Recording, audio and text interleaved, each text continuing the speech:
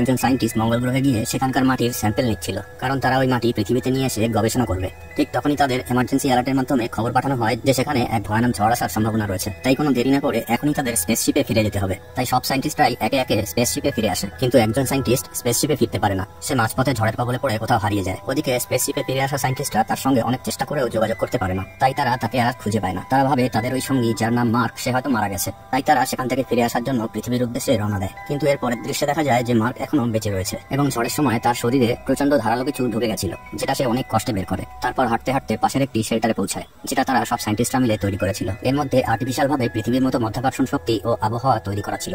শেল্টারের ভেতরে ঢোকার পর সে অনেক দুশ্চিন্তায় পড়ে, কারণ সে জানতো যে এর পরের প্রজেক্টে 4 বছর পরে আবার মঙ্গল গ্রহে লোক পাঠানো হবে। আর এই 4 বছর সে কি করে বেঁচে থাকবে? কারণ এই শেল্টারের মধ্যে যে পরিমাণ খাবার রয়েছে তাতে সে কোনোভাবেই 4 বছর বেঁচে থাকতে পারবে না। তাই এখন যেভাবেই হোক তাকে নিজের জন্য খাবার অ্যারেঞ্জ করতেই হবে। এরপর সে শেল্টারে রাখা খাবার দাবারের মধ্যে থেকে কিছু কাঁচা আলু হাতে নেয় এবং সিদ্ধান্ত নেয় যে সে এখানে আলু চাষ করবে। আর তা করতে গেলে জল এবং উর্বর মাটি সহ পৃথিবীর মতো আবহাওয়ারও দরকার আছে, যার কোনো অস্তিত্বই এই গ্রহে নেই। তবুও সে হার না মেনে চাষের জন্য প্রস্তুতি নিতে শুরু করে। সে প্লাস্টিক দিয়ে একটি জায়গা ঘিরে নিয়ে সেখানে প্রয়োজন মতো আবহাওয়া আর্টিফিশিয়াল ভাবে তৈরি করে। আর এবার তার জলের প্রয়োজন হয়, কিন্তু সেখানে চাষ করা যায় সেই পরিমাণে জল ছিল না, শুধুমাত্র তৃষ্ণা মেটানোর মতো জলই ছিল। কিন্তু সে জানতো যে জল কিভাবে বানাতে হয়। প্রয়োজনীয় সমস্ত উপকরণই তার কাছে মজুদ ছিল। তাই সে হাইড্রোজেনের সাথে অক্সিজেন মিলিয়ে সেটাকে জ্বালিয়ে জল বানানোর চেষ্টা করে এবং তার ফলে এক ভয়ানক বিস্ফোরণ হয়। যদিও মার্ক তার ক্যালকুলেশন অনুযায়ী হাইড্রোজেন আর অক্সিজেনের পরিমাণ ঠিকই নিয়েছিল, কিন্তু বিস্ফোরণ হওয়ার কারণটি হলো যে মার্কের নিঃশ্বাস নেওয়ার কারণে সেখানে অক্সিজেনের পরিমাণ কমে গেছিল। কিন্তু মার্ক এতে হার না মেনে আবার চেষ্টা করে এবং এবার সে সফল হয়। সেখানে বাষ্পরূপে বিন্দু বিন্দু জলের সৃষ্টি হয় এবং চাষের জন্য তার যেটুকু জলের প্রয়োজন ছিল তা সে পেয়ে যায়। আর তার কয়েকদিনের মধ্যেই সেখানে প্রথম চারা অঙ্কুরিত হয়। আর মার্ক তা দেখে ভীষণ খুশি হয়। ওদিকে পৃথিবীতে মার্ককে মৃত বলে ঘোষণা করা হয় এবং মার্কের নামে কবরস্থানে একটি সমাধিও বানানো হয়। এরপর হঠাৎ একদিন এক অপারেটরের চোখে পড়ে যে পৃথিবী থেকে পাঠানো কিছু সরঞ্জাম মঙ্গল গ্রহে যেখানে রাখা ছিল তা সেখান থেকে সরিয়ে আরেক জায়গায় রাখা হয়েছে। আসলে ওগুলো ছিল কিছু সোলার প্যানেল, যা মার্ক তার প্রয়োজন মতো সেখান থেকে সরিয়ে অন্য জায়গায় নিয়ে গেছে। এরপর সেই অপারেটর এই দৃশ্য তার সিনিয়রদের ডেকে দেখায় এবং তারা বুঝে যায় যে সেখানে মার্ক এখনো বেঁচে আছে। এরপর সিনিয়র অফিসার বলে যে সে বেঁচে আছে জেনেও আমরা তাকে কোনো সাহায্য করতে পারবো না, কারণ তাকে উদ্ধার করার জন্য আমরা এখন এখান থেকে রওনা দিলেও আমরা সেখানে পৌঁছানোর আগেই সে খিদে আর তৃষ্ণায় মারা যাবে, কারণ পৃথিবী থেকে সেখানে পৌঁছাতে বেশ কয়েক মাস সময় লাগবে। আর মার্কের কাছে ততদিন বেঁচে থাকার মতো খাবারের সংগ্রহ নেই। ইতিমধ্যেই 70 দিন পার হয়ে যায়। মার্ক সেখানে একা রয়েছে। সে হিসাব করতে থাকে যে 4 বছর পর পৃথিবী থেকে যে স্পেসশিপটি সেখানে পাঠানো হবে তা মার্কের লোকেশন থেকে আরো 3200 কিলোমিটার দূরে ল্যান্ড করবে এবং মার্ককে তার আগেই সেই লোকেশনে পৌঁছাতে হবে এবং সেখানে পৌঁছাতে তার মোট 50 দিন সময় লাগবে, কারণ তার কাছে যে গাড়িটা রয়েছে তাতে সে একদিনে বেশি দূরে যেতে পারবে না। গাড়িটি সোলার পাওয়ার দ্বারা চলে আর তার ব্যাটারিও সোলার পাওয়ার দ্বারাই চার্জ করতে হয়। ওদিকে পৃথিবীতে তখন মার্কের কাছে খাবার পাঠানোর জন্য পরিকল্পনা করা হচ্ছিল। আর এর সমস্ত ব্যবস্থা সম্পূর্ণ করার জন্য মোট 3 মাস সময় লাগবে। আর মহাকাশযানটিকে পৃথিবী থেকে মঙ্গলে পৌঁছাতে আরো 9 মাস সময় লাগবে, অর্থাৎ মোট 1 বছর সময় লাগবে। ওদিকে মঙ্গলে মার্কের আরো 48টা দিন কেটে যায় এবং তার লাগানো ফসল অনেক বড় হয়ে ওঠে। সে মোট 400টি আলুর চারা বড় করতে সফল হয়, যা কিনা সে নিজেও ভাবতে পারেনি। মার্ক যা আশা করেছিল তার থেকে সে অনেক বেশি ফসল ফলাতে সফল হয়। এবার সে সব আলু তুলে নেয় এবং বেছে বেছে যে আলুগুলো ছোট ছিল সেগুলো আবার লাগিয়ে দেয়। কিন্তু শুধুমাত্র আলু খেয়ে সে আর কতদিন বেঁচে থাকতে পারবে? মানুষের শরীরের চাহিদা মতো সব আহার না দিতে পারলে সে তো অসুস্থ হয়ে পড়বে। তাই সে পৃথিবীর মানুষের সঙ্গে যোগাযোগ করার জন্য মরিয়া হয়ে ওঠে এবং সে এমন একটা জায়গায় যায় যেখানে 1997 সালে পাঠানো পাথফাইন্ডার নামের যন্ত্রটি খারাপ অবস্থায় পড়েছিল। মার্ক সেটাকে মেরামত করে চালু করে ফেলে। সে জানতো যে এটা একটা অনেক পুরনো দিনের যন্ত্র এবং এর দ্বারা কিছু লো কোয়ালিটি ইমেজ ছাড়া আর কিছুই পৃথিবীতে পাঠানো যাবে না। তাই সে পাথফাইন্ডারের ক্যামেরা অন করে এবং তার সামনে 3টি কাগজে মেসেজ লিখে রাখে এবং অপেক্ষা করতে থাকে পৃথিবী থেকে কোনো জবাব পাওয়ার। ওই 3টি কাগজের মধ্যে মাঝখানের কাগজটিতে মার্ক লিখে রেখেছিল যে আমার সিগন্যাল কি তোমাদের কাছে পৌঁছাচ্ছে, আর দুপাশের 2টি কাগজের একটিতে লিখেছিল হ্যাঁ আর একটিতে না। এর কিছুক্ষণ পরেই পাথফাইন্ডারের ক্যামেরাটি হ্যাঁ লেখা কাগজটির দিকে ঘুরে যায়, অর্থাৎ পৃথিবী থেকে মার্ককে দেখতে পাচ্ছিল। মার্ক এটা বুঝতে পেরে আনন্দে লাফিয়ে ওঠে। এরপর মার্ক কোডের মাধ্যমে তাদের সঙ্গে কথা বলা শুরু করে, কারণ পাথফাইন্ডার দিয়ে ভিডিও কল বা অডিও কল করা সম্ভব ছিল না। এবার কোডের মাধ্যমে মার্ককে জানানো হয় যে তারা নাসা থেকে মার্কের জন্য প্রয়োজনীয় জিনিসপত্র ও খাবার দাবার পাঠানোর বন্দোবস্ত করছে। আর তারা মার্ককে এটাও জানায় যে তার ক্রু মেম্বারদের, অর্থাৎ যে সঙ্গীদের সঙ্গে মার্ক অভিযানে গেছিল, তারা তাদের মহাকাশযানে রয়েছে, এখনো তারা পৃথিবীতে পৌঁছায়নি এবং তাদের জানানো হয়নি যে তুমি বেঁচে আছো। কিন্তু এবার নাসা থেকে মার্কের ক্রু মেম্বারদের জানানো হয় যে মার্ক এখনো জীবিত আছে। শুনে তারা অনেক খুশি হয় আর সঙ্গে কষ্টও পায়, কারণ তারাই মার্ককে ভুল করে ওখানে একা ফেলে এসেছে।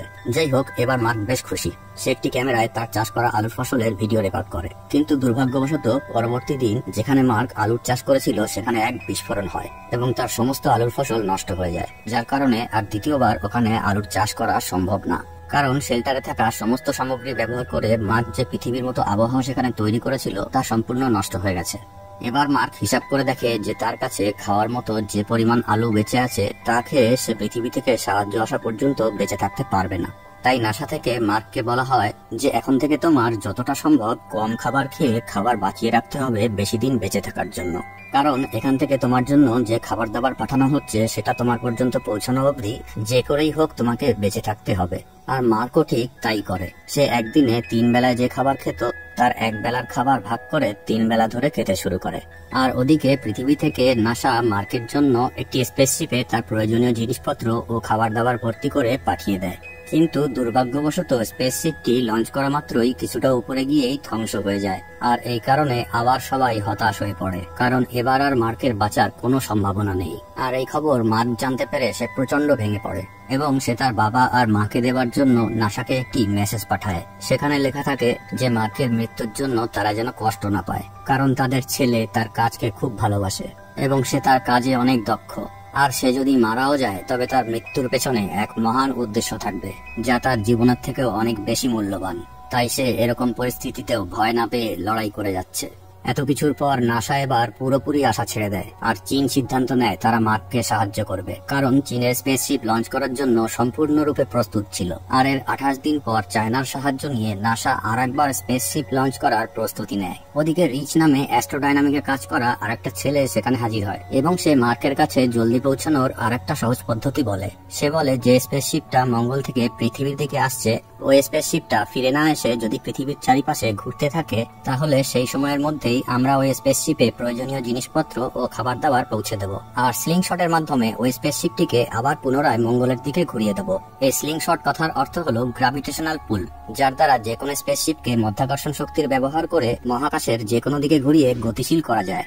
রিচ এবার বলে যে যখন এরা আবার ঘুরে মঙ্গল গ্রহের দিকে যাবে তখন এরা মঙ্গল গ্রহে যেন ল্যান্ড না করে, কারণ তাতে ওদের স্পেসশিপের ইন্ধন শেষ হয়ে যাবে আর ওরা কখনোই পৃথিবীতে ফিরে আসতে পারবে না। তাই মার্ককে একা একাই মঙ্গল গ্রহের মাধ্যাকর্ষণ শক্তির বাইরে আসতে হবে। এমএবি নামে একটি মহাকাশযান যা কিনা আগে থেকেই মঙ্গল গ্রহে রাখা রয়েছে সেটা নিয়েই মার্ককে মঙ্গল গ্রহের মাধ্যাকর্ষণ শক্তির বাইরে বেরোতে হবে। আর তখনই আমাদের পাঠানো স্পেসশিপ থেকে মার্ককে টেনে নেওয়া হবে। কিন্তু এটা শুনে যত সহজ মনে হচ্ছে বাস্তবে তত সহজ নয়। রিচ নামে এই ছেলেটির প্রস্তাবে নাসার কর্মকর্তারা রাজি হয় না। তারা বলে একজনকে বাঁচানোর জন্য আমরা আরো 5 জনের জীবনের ঝুঁকি নিতে পারবো না, কিন্তু যদি এটা করা হয় তাহলে তারা সঠিক সময়ের মধ্যেই মার্কের কাছে পৌঁছে যাবে। তবে এর কারণে যে স্পেসশিপটি পৃথিবীর মাধ্যাকর্ষণ শক্তির দিকে প্রায় পৌঁছে গেছে তাদের মিশন আরো 533 দিন বেড়ে যাবে। এত কথার পর অবশেষে নাসা সিদ্ধান্ত নেয় যে তারা এটা করবে না, কারণ তারা শুধুমাত্র মার্কের জীবন বাঁচানোর জন্য তাদের 5 জন অ্যাস্ট্রোনটের জীবনের ঝুঁকি নিতে রাজি নয়। ওদিকে মার্ক তার কাজে লেগে যায়। মার্কের টিমকে যে কাজের জন্য মঙ্গল গ্রহে পাঠানো হয়েছিল আর ঝড় আসার জন্য তারা সেটা কমপ্লিট করতে পারেনি, এখন মার্ক সেই কাজগুলোকে একের পর এক কমপ্লিট করতে থাকে। ওদিকে রিচ নামের সেই ছেলেটা যে স্লিং শটের মাধ্যমে মার্ককে বাঁচানোর কথা বলেছিল আর নাসার কর্মীরা তার প্ল্যান রিজেক্ট করে দিয়েছিল, সে এবার তার সম্পূর্ণ প্ল্যান রেডি করে মার্কের সেই সঙ্গীদের কাছে পাঠিয়ে দেয় যারা কিনা এখনো মহাকাশ যানে করে পৃথিবীর দিকে ফিরছিল। আর এবার ওই 5 জন অ্যাস্ট্রোনট নাসার কোনো পারমিশন ছাড়াই মার্ককে বাঁচানোর সিদ্ধান্ত নিয়ে নেয়। আর নাসা কর্মীরা যখন দেখে যে এই 5 জন অ্যাস্ট্রোনটের স্পেসশিপ অন্যদিকে ঘুরে যাচ্ছে তখন তারা বুঝতে পারে যে এরা মার্ককে উদ্ধার করার জন্য যাচ্ছে। তাই এবার নাসা থেকেও মার্কের প্রয়োজনীয় জিনিস ও খাবার দেওয়া সেই স্পেসশিপ পর্যন্ত পৌঁছে দেয়। আর এই কাজের জন্য চায়না তাদের রেডি করা স্পেসশিপটি নাসাকে দিয়ে হেল্প করে। ওদিকে মঙ্গল গ্রহে মার্ক সেই এমএবি নামের ছোট স্পেসশিপটির দিকে এগোতে শুরু করে। সে জানে যে এই স্পেসশিপটি দ্বারা কোনোদিনই পৃথিবীতে পৌঁছানো যাবে না, শুধুমাত্র মঙ্গল গ্রহের মাধ্যাকর্ষণ শক্তির শেষ প্রান্ত পর্যন্ত পৌঁছানো যাবে। আর সেই পর্যন্ত পৌঁছে হামিসের দেখা পেলেই হবে। হামিস হচ্ছে সেই স্পেসশিপটি যাতে করে মার্ক তার 5 জন সাথীর সঙ্গে এখানে এসেছিল, আর এখন তার ওই 5 জন সাথী ওই স্পেসশিপটিতেই তাকে আবার ফিরিয়ে নিয়ে যেতে আসছে। মার্ক এবার 90 দিন পরে সেই এমএবি নামের ছোট মহাকাশ যানটির কাছে পৌঁছায়। আর তারপর মার্ক দেখে যে ওই মহাকাশ যানটিতে যে পরিমাণে সলিড ফুয়েল ছিল তাতে সে মঙ্গল গ্রহের মাধ্যাকর্ষণ শক্তির অর্ধেকটাও যেতে পারবে না। তাই এবার মার্ক ওই মহাকাশ যানের ওজন কমানোর জন্য তার মধ্যে থেকে সমস্ত ভারী জিনিস নিচে ফেলে দিতে থাকে, কারণ তাকে যে করেই হোক মঙ্গল গ্রহের অরবিটের বাইরে বেরোতেই হবে। তা না হলে যদি ওই 5 জন অ্যাস্ট্রোনট ভুল করে একবার মঙ্গল গ্রহে ল্যান্ড করে বসে তাহলে তাদের সমস্ত সলিড ফুয়েল শেষ হয়ে যাবে, যার কারণে তারা আর কেউই কোনোদিন পৃথিবীতে পৌঁছাতে পারবে না। তাই মার্ক অসম্ভব এবং বিপজ্জনক একটি ঝুঁকি নেয় মহাকাশ যানটি চালু করার জন্য। সারা বিশ্বের লোকের নজর এখন এই মিশনটির দিকে। মার্ক এবার তার স্পেসশিপটি নিয়ে মঙ্গল গ্রহ থেকে টেক অফ করে। আর এবার মার্কের স্পেসশিপটি মহাকাশে উঠতে শুরু করে। আর মার্কের ওই 5 জন অ্যাস্ট্রোনট সঙ্গী তাদের রেডিওর মাধ্যমে মার্কের সঙ্গে যোগাযোগ করার চেষ্টা করে, কিন্তু মার্কের স্পেসশিপে অতিরিক্ত গতির কারণে যে চাপ সৃষ্টি হয় তাতে মার্ক অজ্ঞান হয়ে যায়। সেই কারণে ওই 5 জনের সঙ্গে মার্কের যোগাযোগ হয় না। তবে কিছুক্ষণ পরে যখন মার্কের জ্ঞান ফেরে তখন তারা যোগাযোগ করতে সক্ষম হয়। আর এরপর সবার মন খুশিতে ভরে যায়। কিন্তু এরপর আরেক বিপদ দেখা দেয়। মার্কের স্পেসশিপের গতি এতটাই বেড়ে যায় যে সে আর সঠিক জায়গায় থামতে পারবে না। তাই মার্ক তখন বলে, আমি জিরো গ্র্যাভিটিতে পৌঁছে আমার এই স্পেসশিপ থেকে বেরিয়ে যাচ্ছি আর আমার স্পেস শুটে একটা ফুটো করে হাওয়ার প্রেসার তৈরি করে তোমাদের দিকে ধীরে ধীরে এগোচ্ছি। কিন্তু মার্কের ওই 5 জন সঙ্গী তাকে এই কাজ করতে নিষেধ করে, কারণ তাদের স্পেসশিপটিও প্রচন্ড গতিতে রয়েছে। তাই তারা একটি বম ব্লাস্ট করে তাদের স্পেসশিপের একটা অংশ উড়িয়ে দেয় এবং তার ফলে ওদের স্পেসশিপটির গতি কমে যায়। আর এবার তারা সচক্ষে দেখতে পায় যে মার্ক তাদের দিকে একটু একটু করে ভেসে এগিয়ে আসছে। তারপর ওই স্পেসশিপের কমান্ডার একটি ফ্লাইং চেয়ারে বসে ভেসে ভেসে মার্কের দিকে এগোতে থাকে, কিন্তু ওই ফ্লাইং চেয়ারটি যে দড়ি দিয়ে বাঁধা ছিল কিছু দূর যাওয়ার পরই সেই দড়ি শেষ হয়ে যায়, আর এবার মার্কের কাছে পৌঁছানো অসম্ভব হয়ে দাঁড়ায়। কিন্তু মার্ক ঠিক সেই কাজটি করে যা সে একটু আগে বলেছিল। সে তার স্পেস শুটে একটি ফুটো করে ফেলে আর তার স্পেসশিপ থেকে বেরিয়ে যায় এবং হাওয়ার প্রেসার তৈরি করে কমান্ডারের দিকে এগোতে থাকে। এরপর যখন মার্ক ওই কমান্ডারের হাত ধরে তখন তার হাত ফসকে মার্ক অনেক দূরে চলে যায়, কিন্তু যে দড়িতে কমান্ডারের চেয়ার বাঁধা ছিল সেই দড়িটা মার্ক ধরে ফেলে। আর অবশেষে মার্ক তার পুরনো সাথী এবং পুরনো স্পেসশিপে পৌঁছাতে সফল হয়, যে স্পেসশিপে করে সে এই মঙ্গল গ্রহে এসেছিল। এরপর মার্ক পৃথিবীতে ফিরে এসে অ্যাস্ট্রোনটদের ইনস্ট্রাক্টর হয়ে যায়। আর এই মুভিটিও